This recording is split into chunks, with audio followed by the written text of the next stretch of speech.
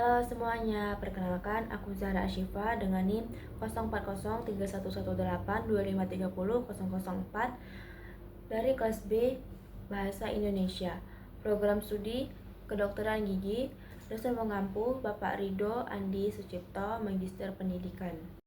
Di sini saya akan membahas topik pentingnya mempelajari sejarah perkembangan bahasa Indonesia. Bahasa Indonesia. Apa nih yang terlintas di pikiran kalian setelah mendengar kata-kata tersebut? Seperti yang kita ketahui bersama bahwa bahasa Indonesia adalah bahasa yang digunakan oleh Indonesia sebagai alat komunikasi. Dilihat kita selalu belajar bahasa Indonesia di setiap jenjang pendidikan kita, mulai dari TK, SD, SMP, SMA, sampai kuliah pun kita masih tetap belajar bahasa Indonesia. Nah, setelah sesering dan selama itu kita belajar bahasa Indonesia, kalian pada tahu nggak nih sejarahnya bagaimana? Dari asal-usulnya, kapan lahirnya, bagaimana perkembangannya, sehingga bisa sampai seperti sekarang. Pengetahuan sejarah sangat penting karena mempengaruhi persepsi kita terhadap suatu objek.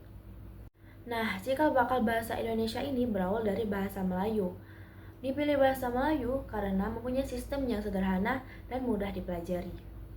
Bahasa Melayu ini menyebar ke pelosok Nusantara karena banyak pedagang dari luar Asia Tenggara datang ke Indonesia menggunakan bahasa Melayu yang tidak dominan dari suku manapun.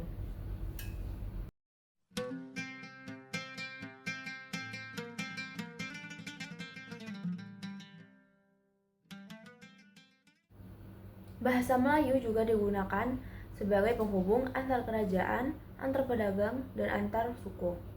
Bahasa Melayu mulai dipakai sejak abad ke-7 yang sudah menjadi lingua franca. Salah satu buktinya ada di prasasti Kedukan Bukit, Palembang.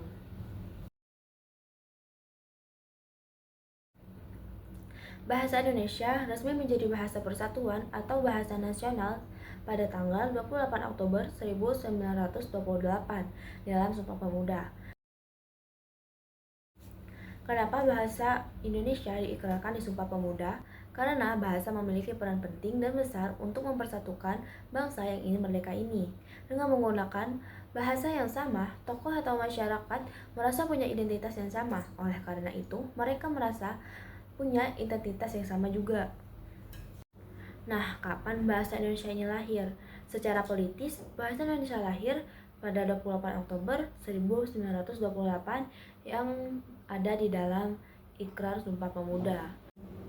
Nah, secara yuridis, bahasa Indonesia ini lahir pada 18 Agustus 1945 saat Undang-Undang Dasar 1945 telah resmi diundangkan. Pada pasal 36 bahwa bahasa negara adalah bahasa Indonesia.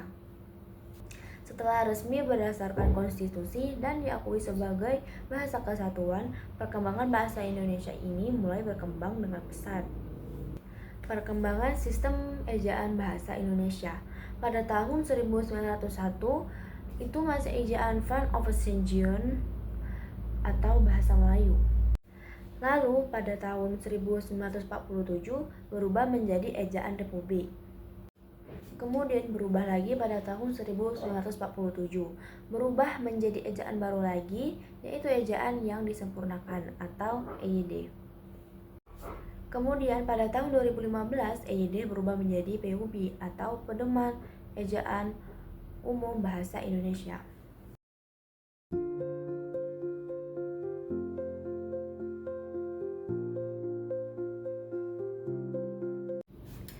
PUB berubah kembali lagi menjadi EYD edisi 5 pada tahun 2022 yang digunakan sekarang. Diubah karena bertujuan untuk menyesuaikan kaidah tata aksara bahasa Indonesia dengan perkembangan zaman, bahasa, dan teknologi saat ini.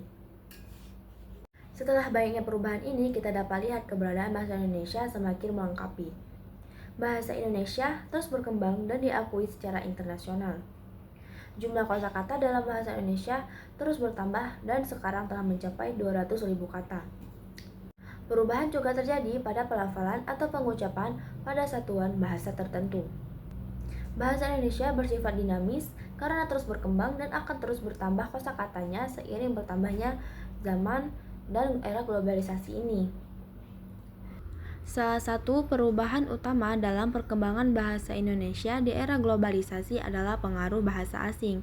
Dengan adanya interaksi yang semakin intens antara satu negara dengan negara lainnya, mengakibatkan banyak kata dan ungkapan dari bahasa asing yang masuk ke dalam bahasa Indonesia. Jadi, bahasa Indonesia terus bertambah dengan menyerap banyak kata dari bahasa asing. Sekian, terima kasih.